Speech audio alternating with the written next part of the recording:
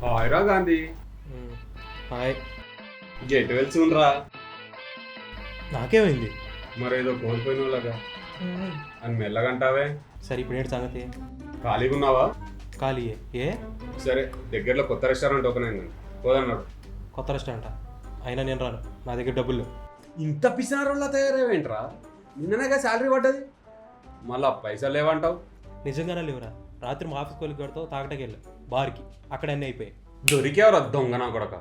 మీ office కొలీగ్స్తో మాత్రం బార్కి వెళ్తావు, తాగుతావు, ఎంజాయ్ చేస్తావు. కానీ నాతో పాటు రెస్టారెంట్కి వచ్చి ఒక కూల్ డ్రింక్ తాగరా అంటే మాత్రం రావు.